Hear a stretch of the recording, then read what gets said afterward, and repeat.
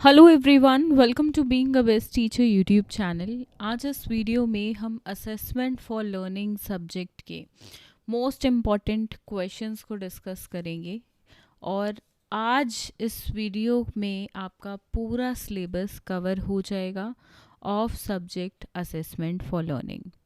देखिए, हम यहाँ पे जितने भी इम्पोर्टेंट क्वेश्चन डिस्कस करेंगे वो एग्ज़ाम पॉइंट ऑफ व्यू से 100% श्योरिटी वाले क्वेश्चन हैं कि आपके एग्ज़ाम्स में सिर्फ वही आएंगे। तो आप सिर्फ इतना पढ़ें, ठीक है, इतना कोर्स कवर करें और आपका पूरा पेपर आपको यहीं से देखने को मिल जाएगा। देखिए, एक वीडियो में पूरा सिलेबस कवर करना है तो इत्मीनान से इस वीडियो को देखिएगा, हेडफोन्स लगा लीजिएगा और साथ में एक नोट पैड और पेन पेंसिल कुछ लेकर ज़रूर बैठिएगा ताकि इम्पॉर्टेंट पॉइंट्स को आप जो है अपने नोट डाउन कर सकें।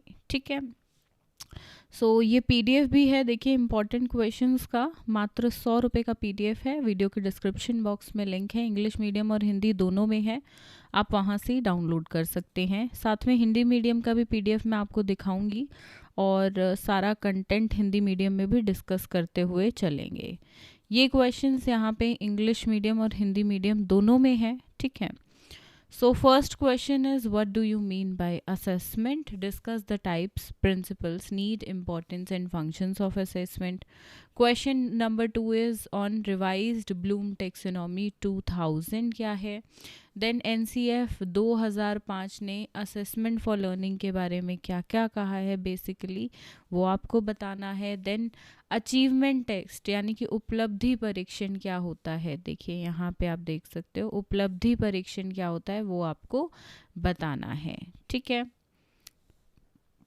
इसके बाद फॉर्मेटिव और सबमिटिव अप्रोच असेसमेंट की क्या होती है, डायग्नोस्टिक असेसमेंट और रेमेडियल टीचिंग क्या होती है। दो कॉन्सेप्ट है, डायग्नोस्टिक और रेमेडियल टीचिंग। ठीक है, ये आपको बताना है।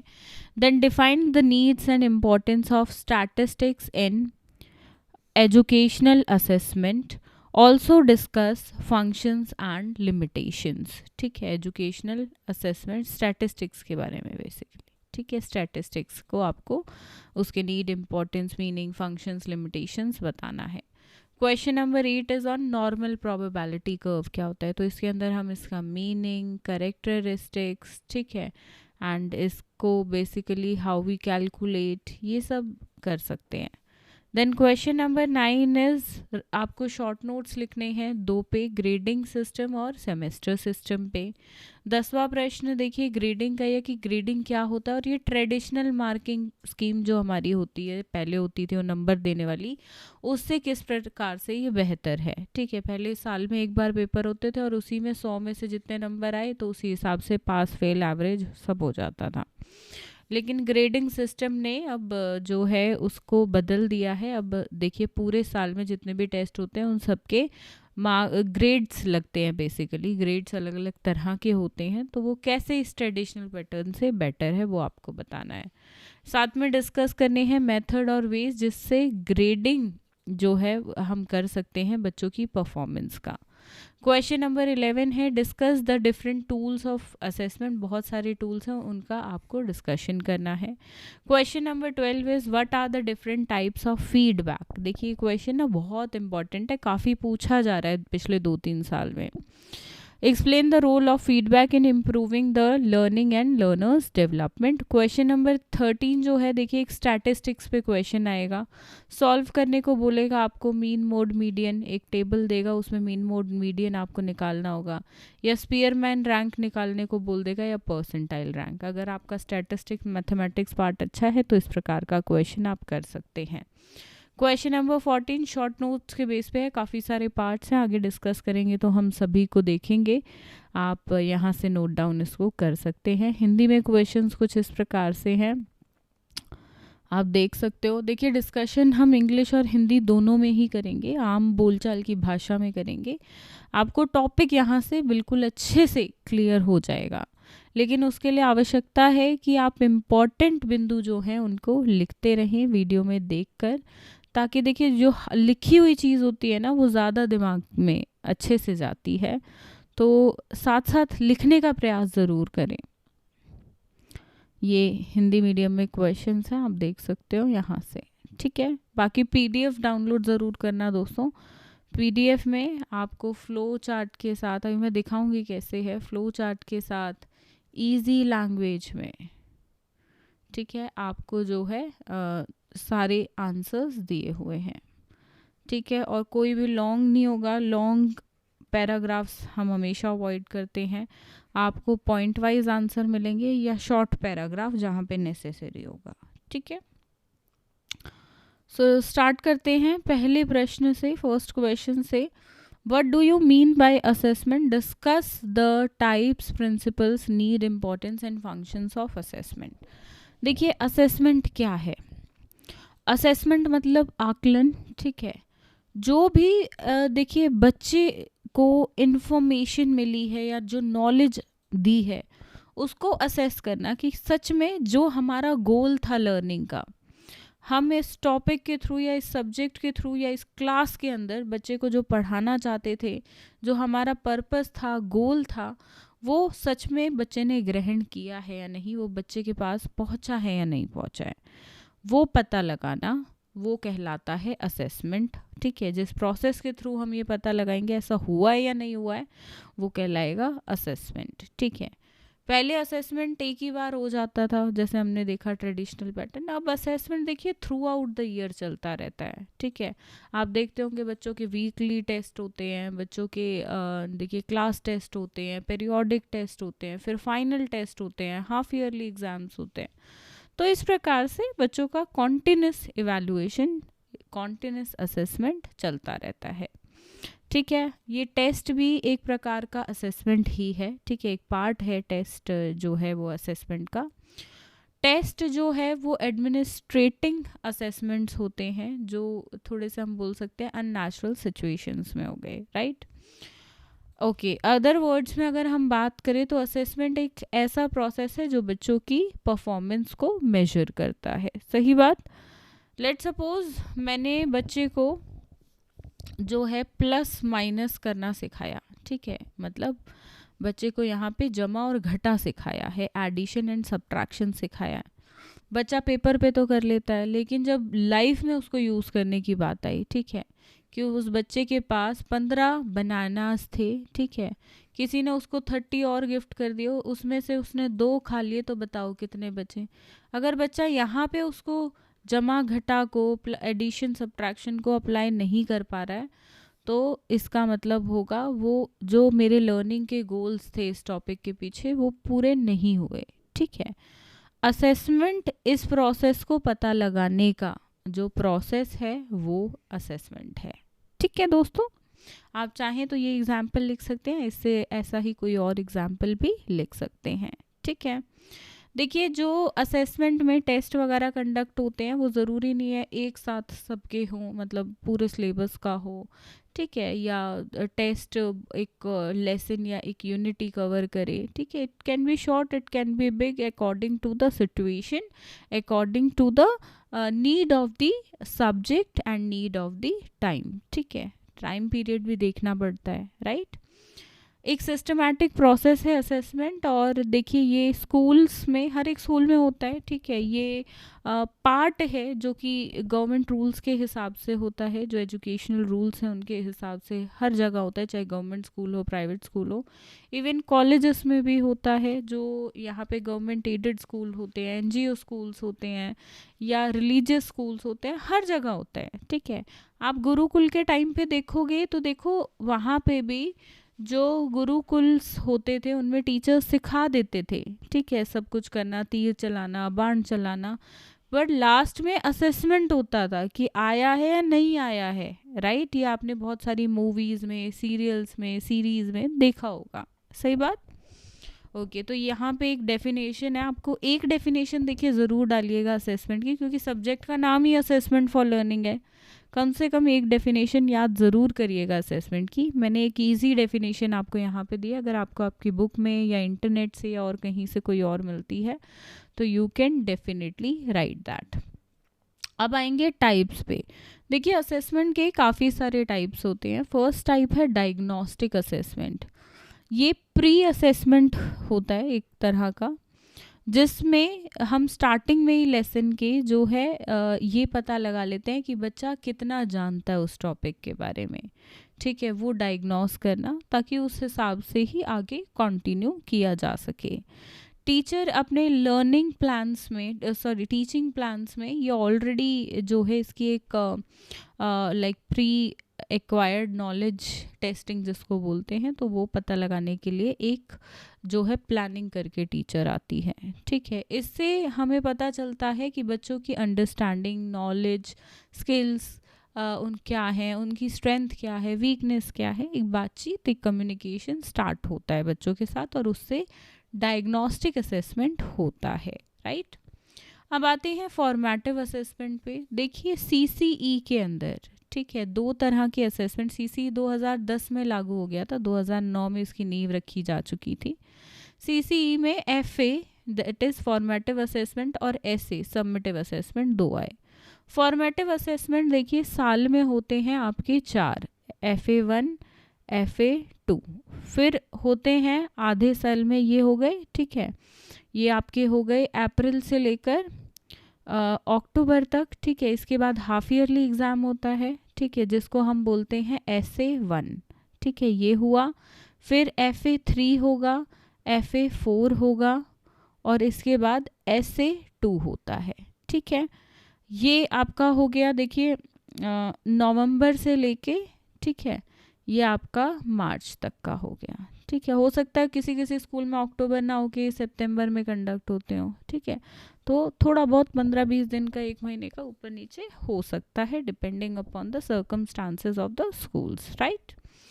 सो ये होता है फॉर्मेटिव असेसमेंट का मतलब आपने जो भी पढ़ाया है टुकड़ों में उसका टेस्ट होगा, यानी कि 2-3 चैप्टर्स का ले लिया फॉर्मेटिव असेसमेंट, ठीक है, या 1-2 चैप्टर्स का ले लिया, 1 यूनिट का ले लिया, नहीं तो, ठीक है, इस प्रकार से हो जाता है। जबकि समेटिव असेसमेंट में आधा कोर्स प्रॉपरली जो आपने साल में पढ़ा चुके हो अक्टूबर नवंबर और ये सितंबर अक्टूबर तक, वो पूरा इसमें आएगा, और बचा हुआ आधा सिलेबस यहाँ पे आएगा। अब देखिए SA1 और SA2 में जो लेसन्स आए हैं एग्जाम्स में, ऐसा नहीं है वो FA में जो आ गए वो दोबारा से नहीं पूछे जाएंगे, ऐसे में वो दोबारा से पूछे जाएंगे, ठीक है। मतलब जैसे एक लेसन, एक सब्जेक्ट में 10 लेसन है, तो FA में किस प्रकार से उसका विभाजन किया जा सकता है, 2 लेसन का टेस्ट इसमें हो गया, 3 का इसमें हो गया, फिर ये 5 इसमें भी पूछ लिए, ठीक है, या 2 FA में पूछ लिए, 2 यहाँ पे पूछ लिए, एक लेसन का FA हुआ ही नहीं, वो सीधा 5 लेसन्स का हो गया, ठीक है, ये 2 तो आए, एक और ऐड ऑन हो गया SA में, ठीक है। इसी प्रकार से सेकेंड हाफ में हो गया, ठीक है, तो वो depending upon the school circumstances उस हिसाब से हो जाता है, राइट। तो यहाँ पे थोड़ा थोड़ा सिलेबस कवर होता है। समेटिव असेसमेंट ज़्यादा प्रोग्रेस को देखते हैं बच्चों की, ठीक है। यहाँ पे बच्चों को देखिए ये जो फॉर्मेटिव असेसमेंट होते हैं ये ड्यूरिंग द लर्निंग होते हैं, इनके लिए कोई स्पेशली लाइक छुट्टी नहीं होगी, ठीक है, ऐसा नहीं होगा उस टाइम पे लर्निंग नहीं हो रही है, ड्यूरिंग द लर्निंग होगी। मतलब सुबह 8 से 9 बजे तक बच्चों का टेस्ट हो गया, उसके बाद स्कूल अपना 9 बजे से 2 बजे तक बच्चे का स्कूल कॉन्टिन्यूस हो रहा है, ठीक है। लेकिन समेटिव असेसमेंट होगा at the end of the learning, ठीक है। मतलब यहाँ पे आपने देखा होगा बच्चों को वीकली ब्रेक लीव्स भी मिलती हैं, प्रिपरेटरी लीव्स, एक दिन पेपर, और बच्चा सिर्फ पेपर देने के लिए स्कूल आया 8 से 11 बजे तक, फिर ऑफ हो गया उसका, ठीक है। फिर एक दिन की प्रिपरेटरी लीव होती है, फिर वो अगले दिन 10 तारीख को पेपर था, 11 की छुट्टी, अब 12 को पेपर देने आएगा दूसरे सब्जेक्ट का, अगेन 8 से 11, उस दिन बाकी पीरियड्स नहीं लगेंगे, लर्निंग नहीं होगी, समझ सही बात। ये कहलाता है समेटिव असेसमेंट। अब आएंगे हम एब्सेटिव असेसमेंट पे। देखिए जब बच्चे अपनी लाइक उन्हें बेसिकली सेकंड अटेम्प्ट दिया जाता है, सेकंड ट्राई दी जाती है, कि वो अपने फर्स्ट ट्राई के रिजल्ट्स को देख लें कि वो उन्होंने क्या मिस्टेक्स की, कहाँ कमी रह गई, ठीक है। उसके बाद उनको सेकंड ट्राई मिलती है, दूसरी बार एग्ज़ाम देने का मौका मिलता है, उसमें वो अपने अच्छे से मोटिवेट हो जाएं, अच्छे से गोल्स बना लें, अपनी स्किल्स को इम्प्रूव कर लें और फिर एग्ज़ाम दें। बेसिकली जो इम्प्रूवमेंट के एग्ज़ाम्स होते हैं, ठीक है, या जो रीअपियर के एग्ज़ाम्स होते हैं, या हम भाषा में बोलूँ तो कंपार्टमेंट वाले जो एग्ज़ाम्स होते हैं, वो सब इसके अंडर आते हैं, ठीक है। ऐसे एग्ज़ाम जिसमें फर्स्ट अटेम्प्ट में बच्चे अपनी गलतियों को रेक्टिफाई कर लें, अपने एरर्स को, और उनको रिपीट ना करें, और उनको सेकेंड चांस दिया जाए, so that they will like be motivated, वो अपने गोल्स एंड अपनी एक रणनीति बना के इम्प्रूव कर सकें। Next is norm reference test और क्राइटेरियन रेफरेंस टेस्ट। देखिए, नॉर्म रेफरेंस टेस्ट में आप अपने क्या करते हैं यहाँ पे, बेसिकली बच्चे आपस में कंपेयर कर पाएँ, ठीक है, कि वो कहाँ पे स्टैंड होते हैं, ठीक है। लेट्स सपोज एक क्लास में 30 बच्चे हैं, तो फर्स्ट रैंक किसकी आई, सेकंड किसकी आई, थर्ड किसकी आई, ऐसे ही सो ऑन करते हुए 10th रैंक किसकी आई। तो इस तरीके से जब असेसमेंट होता है, या टीचर जब सबके मार्क्स बताती है एक एक करके, that Aarav got 30 out of 25, Disha got 30 out of 29, ठीक है। तो इस प्रकार से तो वो वहाँ पे कंपैरिजन हो जाता है, ठीक है, आपका आपके पीयर्स के साथ। फिर आप अपनी परफॉर्मेंस को मेजर करते हो, बिहेवियर भी हो सकता है, या टेस्ट मार्क्स भी हो सकते हैं, कि आप कहाँ बेसिकली स्टैंड करते हो, कितना रैंक्स में आप लोवेस्ट हो, कितना हाईएस्ट हो, कितने बच्चों से अच्छा आपने किया और कितने बच्चों से नीचे आप हो, ठीक है। लेट्स सपोज अगर मेरी रैंक क्लास में आई 15th, ठीक है, 30 बच्चों की, तो यहाँ मुझे पता चल जाता है कि मैं मिडिल में स्टैंड करती हूँ, एवरेज में, right. Next is criterion referenced assessment. देखिए, पहले वाले का बिल्कुल उल्टा है, यहाँ पे कंपैरिजन नहीं है, ठीक है, इंडिविजुअल आइडेंटिटी, इंडिविजुअल लेवल है, कुछ प्री डिफाइंड क्राइटेरियाज होते हैं, और उन्हीं के बेसिस पे बच्चों का जो है असेसमेंट होता है। देखिए, मैं यहाँ पे एक एग्जांपल एमसीक्यू का देती हूँ, ठीक है। एग्ज़ाम में 50 एमसीक्यू आए, 50 नंबर का पेपर था। अब इनके आंसर की पहले से ही फिक्स्ड होती है कि फर्स्ट का आंसर 4th था, ठीक है, डी था, बी था, ऐसे करके। तो उस हिसाब से चेकिंग हो जाती है, उस हिसाब से एक प्री डिफाइंड क्राइटेरिया के साथ जो है परफॉर्मेंस असेस हो जाती है, उसे कहते हैं क्राइटेरियन रेफरेंस टेस्ट, राइट। आगे आते हैं प्रिंसिपल्स पे असेसमेंट के।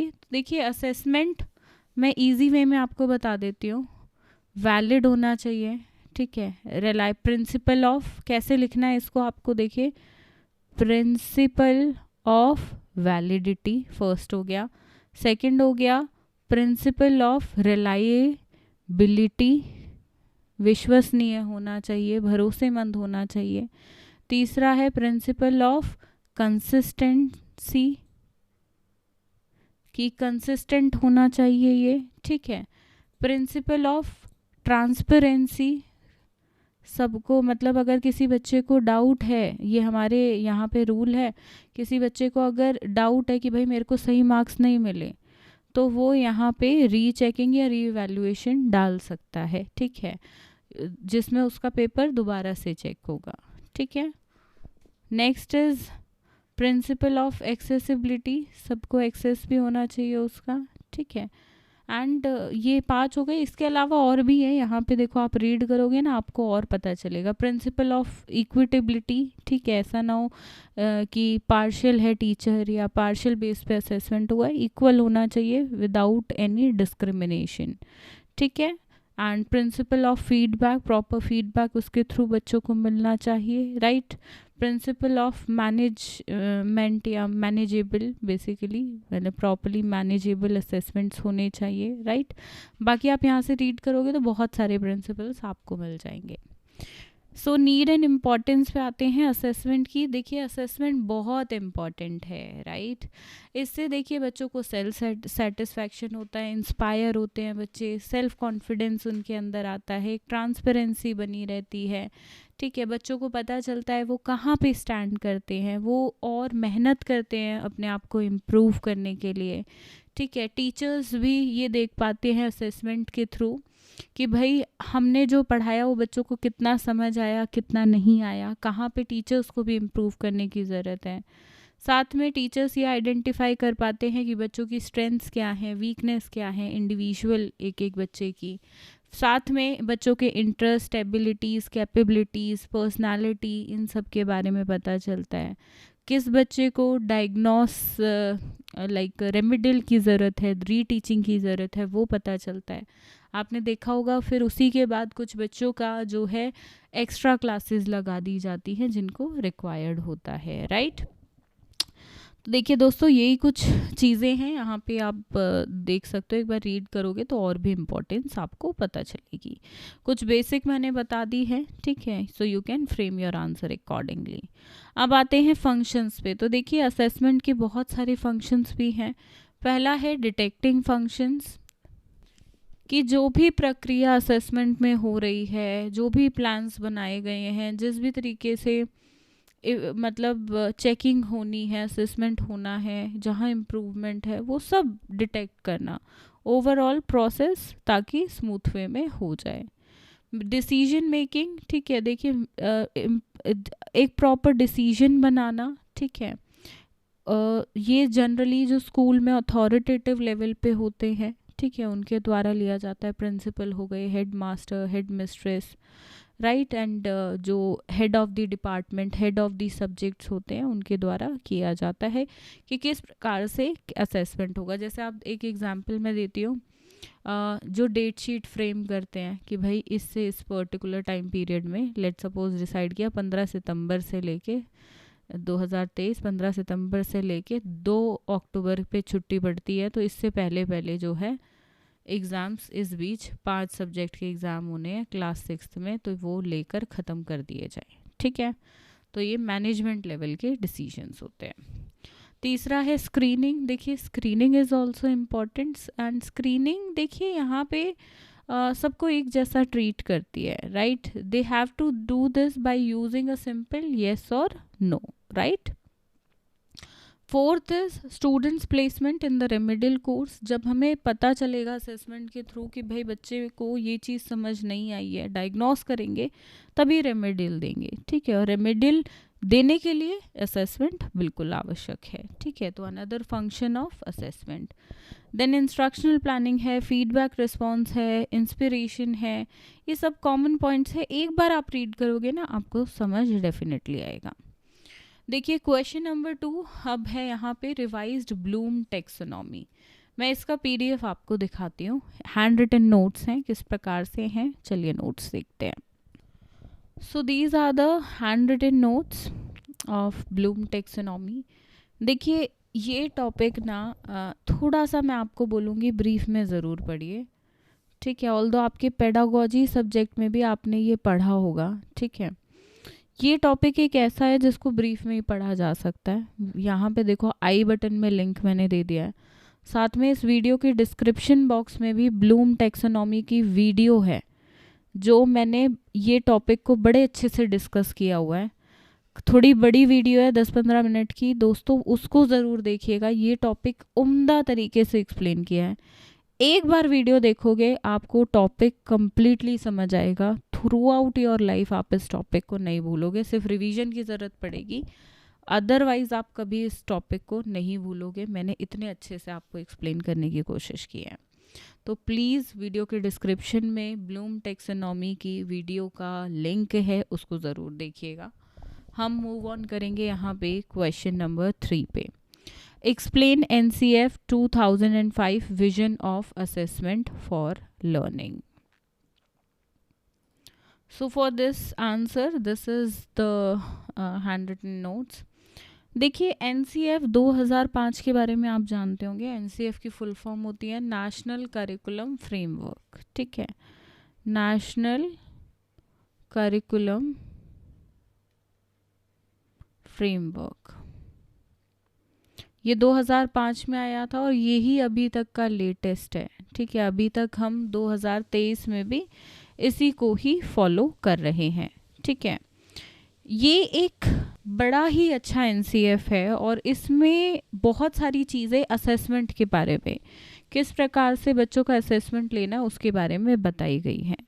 तो वो कौन कौन से पॉइंट्स हैं वही इसमें डिस्कशन का पार्ट है। देखिए करिकुलम बेसिकली एक विजन होता है, right. It's not only a document, basically a vision. दूर तक की सोच होती है इसमें, कुछ गोल्स होते हैं, प्लान्स होते हैं, राइट। एक लेवल पे ले जाने की, प्रोग्रेस पे ले जाने की अगले कुछ सालों में जो है एक विजन, मिशन, दिशा होती है। ठीक है। देखिए एनसीएफ को फ्रेम करने का काम, रिव्यू करने का काम हमारी देश में होता है एनसीईआरटी का। एनसीईआरटी न्यू दिल्ली में इसका अड़चनी के अंदर ऑफिस स्थित है। ठीक है, वहाँ पे सारा ये वर्क होता है। फुल फॉर्म इसकी होती है national council of education research and training. ठीक है। एंड इसके अंदर देखिए बहुत सारी चीज़ें बोली गई। जो 2005 वाला था लर्निंग विदाउट बर्डन, ये बेसिकली 1993 में आया था कॉन्सेप्ट, एक कमेटी के द्वारा सुझाया गया था। तो एनसीएफ 2005 में इसके अंतर्गत creative spirit and generous Joy की बात हुई। ठीक है, कि मतलब बच्चे बोझ समझ के लर्निंग ना करें। ठीक है, इसकी बात हुई। एनसीएफ 2005 में करिकुलम का जो लोड है उसको कम करने की बात करी गई, रिड्यूस करने की बात करी गई और किया भी गया। ठीक है, किसके सुझाने पे? 1993 में जो कमीशन आया था जिसने बोला था लर्निंग विदाउट बर्डन होना चाहिए, उसके सुझावों पे जो है एनसीईआरटी ने एनसीएफ बनाते हुए ये काम किया। एनसीएफ अप्रूव किसके द्वारा किया जाता है? ये अप्रूव किया जाता है central advisory board of education, जिसको CABE बोला जाता है, उसके द्वारा सितंबर 2005 में किया गया था। कुछ यहाँ पे फीचर्स देखें हम 2005 एनसीएफ के। तो connecting knowledge to the life outside the school, बच्चों की देखिए ऐसा ना हो कि वो चार दीवारी में जो पढ़ रहे हैं वो आउटसाइड वर्ल्ड में यूज़ ही ना हो, कनेक्ट करके प्रैक्टिकल लाइफ के साथ पढ़ाया जाए, उसकी बात, ये इसका यहाँ पे एक मूल था। दूसरा है ensuring that learning is shifted away from the note method. ठीक है, मतलब बच्चे वो ट्रेडिशनल कॉपी, मैडम ने ब्लैक बोर्ड पे लिख दिया, बच्चे कॉपी करके कॉपी में लिख रहे हैं नोटबुक्स में, वो ना रहे। तीसरा है enriching curriculum so that it goes beyond text book. ठीक है, करिकुलम को इस प्रकार से व्यापक बनाना कि उसमें एक्टिविटीज़ हों, उसमें प्रोजेक्ट वर्क हो एंड बहुत सारी चीज़ें हों, सिर्फ टेक्स्ट बुक्स तक ही वो लिमिटेड ना रहे। Fourth is focus on child as an active learner, बच्चा एक्टिव लर्नर रहे। ठीक है, इसमें वैल्यू इंटीग्रेशन पे जो है एम्फेसाइज किया गया। आप देखते हो वैल्यू एजुकेशन का अलग से एक सब्जेक्ट होता है, या हर चैप्टर के एंड में भी कुछ ऐसी एक्सरसाइजेज होती हैं, right. Primary to children's experience their voices and participation, बच्चों की आवाज़ सुनी जाए और उनका पार्टिसिपेशन रहे एक्टिव तौर पे लर्निंग के अंदर। ऐसा ना हो बच्चे सिर्फ पैसिव बने रहे, मतलब टीचर बोल रहा है और बच्चे सुन रहे हैं, पैसिव नहीं, वो भी एक्टिव रहे, कम्युनिकेशन दोनों तरह से हो। ठीक है, children must be encourage to relate the learning to their immediate environment, और जो भी वो पढ़ रहे हैं वो किस प्रकार से उनके इर्द गिर्द ज़रूरी है, वो प्रैक्टिकल लाइफ से ज़रूरी है, क्यों पढ़ रहे हैं, वो कैसे काम आएगा, वो उन्हें पता हो। जनरली ना देखिए, मैं कुछ जोक्स वगैरह देखती हूँ सोशल मीडिया पे, तो उस पर आ जाता है कि ये हमने साइन कॉस थीटा पढ़ा था, ये आज की ज़िंदगी में कहाँ यूज़ हो रहा है, क्यों पढ़ाया मेरी टीचर्स ने, तो वो हम लिंक नहीं कर पाए, राइट। तो वो लिंकेज कहाँ पे वो काम आएगा, ये बहुत ज़रूरी है। ठीक है, अब curricular areas, school stages and assessment की बात करें तो एनसीएफ ने बेसिकली सझाया, ये बोला significant changes maths, natural science और सोशल साइंस के अंदर किए गए 2005 में। ठीक है, overall view to reduce stress, make education more relevant और मीनिंगफुल, प्रैक्टिकल लाइफ से जोड़ के 3 लैंग्वेज फार्मूला को इम्प्लीमेंट किया गया और फिर इन तीनों का ही असेसमेंट होता था। ठीक है, देखिए 2 लैंग्वेज तो बच्चा पढ़ता ही है, 6th क्लास में एक जो है रीजन एंशिएंट लैंग्वेज या फॉरेन लैंग्वेज इंट्रोड्यूस होती है, right. Then NCF draws attention on like 4 other areas, जो कि थे art education, health and physical education, education for peace and work education. ये 4 सब्जेक्ट्स को ऐड किया गया, जिनको बेसिकली एडिशनल तौर पे पढ़ा जाता है, बीएड के अंदर भी हैं ये। ठीक है, स्कूल्स के अंदर हैं तभी बीएड के अंदर है, क्योंकि टीचर्स को खुद आएंगे तभी तो वो पढ़ा पाएंगी ना। Then access to other learner sites and resources like tests and books, libraries and laboratories and media and ICT, इन सब का भी बच्चों को एक्सेस हो. ठीक है, एक्सेस होगा ये वर्ड, इसको ठीक कर लेंगे, एक्सेस. ठीक है. एग्जामिनेशन रिफॉर्म्स कुछ करे गए. ठीक है, देखिए, shift from content based testing to problem solving and competency based assessments. अब देखिए, यहाँ पे सिर्फ टेस्ट नहीं होते थे जो ट्रेडिशनल रूप में आपने देखा होगा, ओरल टेस्ट आए, वाइवाज आए, ठीक है, प्रोजेक्ट वर्क आए, तो इनके बेसिस पे भी बच्चों को मार्क्स मिलने स्टार्ट हुए. एग्जामिनेशन ऑफ शॉर्टर ड्यूरेशन, छोटे test, weekly test, periodic test, ये भी आए. ठीक है, वरना पहले एक ही एग्ज़ाम होता था बस साल में. अब बच्चा उस बीच पढ़ रहा है, नहीं पढ़ रहा है थ्रू आउट द ईयर, कैसे पता चलेगा? तो ये NCF 2005 लेके आया, जिसमें छोटे छोटे एग्जामिनेशन थोड़े थोड़े टाइम बाद होने लगे हर सब्जेक्ट के. फ्लेक्सिबल टाइम लिमिट इसमें रखी गई हर सब्जेक्ट के लिए. Change in topology of questions. ठीक है, the entire process paper setting needs to be handled the focus should shift to framing good questions. ठीक है, ऐसा ना हो हमेशा रिपीटेड क्वेश्चंस आ जाएं, उसमें कोई एग्जाम्पल नहीं मांग रहे हैं, कोई कोटेशन देके आपने देखा होगा हम एक्सप्लेन करने को बोलते हैं, तो मतलब क्वेश्चन चेंज करके ट्विस्ट करके पूछे जाएं. राइट, तो ये पेपर सेटलर्स के लिए था. साथ में no public examination till class 8. ठीक है, मतलब बोर्ड एग्ज़ाम को ख़त्म किया गया. 8वीं तक कोई बोर्ड एग्ज़ाम नहीं होगा, वो 10th में होगा और फिर 12th में होगा. ठीक है. Shifted toward school based assessment and advised ways in which like assessments are more credible. ठीक है. Each school should evolve a flexible and implementable scheme of CCE pattern primarily for diagnosing what the problem like basically in the learning, and उसका जो है problem पता चलेगी, देखिए diagnose होगी तो रेमिडेशन तो हम उसका दे सकेंगे. ठीक है, CCE ने तो देखिए बहुत ही महत्वपूर्ण काम किया, आगे इसका भी टॉपिक आएगा. गाइडलाइंस दी सिलेबस डेवलपमेंट के लिए कुछ इस प्रकार से. ठीक है, लेवल के हिसाब से हो एंड सेंसिटिविटी हो, जेंडर से, कास्ट से, क्लास से, पीस से, हेल्थ से. ऐसा ना हो बच्चों को हम कुछ गलत पढ़ा दें. ठीक है, हमें बच्चों को जो है एक सेंसिटिविटी हर चीज़ के प्रति रखते हुए पढ़ाना है. बहुत इंपॉर्टेंट पॉइंट ये है. ठीक है, एंड रेलेवेंट होना चाहिए, बच्चों की डेवलपमेंट उससे सही प्रकार से हो, ओवरऑल बच्चे का डेवलपमेंट हो, ना कि ऐसा हो कि सिर्फ एक ही एरिया पे, सिर्फ मेंटल डेवलपमेंट पे काम कर रहे हैं. नहीं, फिजिकल भी हो, मॉरल भी हो, एस्थेटिक भी हो, एंड सो ऑन, हर प्रकार से डेवलपमेंट हो. देखिए, बच्चा जो है वो लिंक कर पाए स्कूल और कॉलेज को, सिलेबस को उनके. ठीक है, ओवरलैपिंग को अवॉइड किया जाए. Using potential of media and new information technology in the subjects. ICT का उपयोग हर प्रकार से हर सब्जेक्ट में किया जाए, क्योंकि टेक्नोलॉजी बहुत तेज़ी से आगे बढ़ रही थी तब भी और अब भी बढ़ रही है. ठीक है.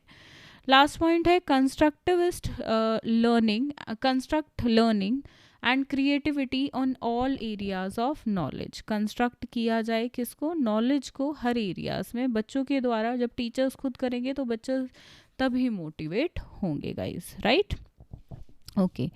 So question number 3 also done. ठीक है, इसमें काफ़ी सारे पॉइंट्स हैं लिखने को, तो सही प्रकार से लिखना ज़रूरी है. अब बात करेंगे हम अचीवमेंट टेस्ट की. देखिए, इस वीडियो को मैं यहीं पे पॉज करना चाहूँगी अब एंड, क्योंकि काफ़ी लंबी वीडियो हो जाएगी, फिर इतनी लंबी ना अपलोड करना एक्चुअली यूट्यूब पे पॉसिबल नहीं हो सकता है. तो हमारा प्लेटफॉर्म ऐसा है कि हम यूट्यूब पे क्लासेस कंडक्ट करा रहे हैं फ्री ऑफ कॉस्ट, तो हमें इसको पार्ट्स में डिवाइड करके करना पड़ेगा. तो पार्ट 1 आज आपको मैंने दे दिया है, पार्ट 2 आपको इस वीडियो के कुछ ही घंटों बाद मिल जाएगा. तो चैनल को सब्सक्राइब कर लेना, बेल आइकन पे ऑल पे प्रेस कर लेना ताकि नोटिफिकेशन आपको मिल जाए. फिर यहाँ से ही कंटिन्यू हम इस वीडियो को करेंगे दोस्तों. इस वीडियो के लिए सिर्फ इतना ही. उम्मीद करती हूँ टॉपिक्स आपको समझ आ रहे होंगे. मैं ब्रीफ में अच्छे से बताने की कोशिश आपको कर रही हूँ ताकि हर एक पॉइंट, हर एक चीज़ आप तक पहुँच सके और एग्ज़ाम अच्छा आपका रहे. ठीक है, कंप्लीट प्रिपरेशन होगी। ओवरऑल हम 2 से 3 पार्ट्स में इस कंप्लीट जो हमारी वीडियो है इसको कंप्लीट कर लेंगे। सो बने रहिएगा दोस्तों, एंड बेल आइकन पे ज़रूर प्रेस करिएगा। कोई क्वेरी हो तो कमेंट सेक्शन में ड्रॉप करिएगा। वीडियो पसंद आई हो तो लाइक ज़रूर कर दीजिएगा। Thank you and all the best.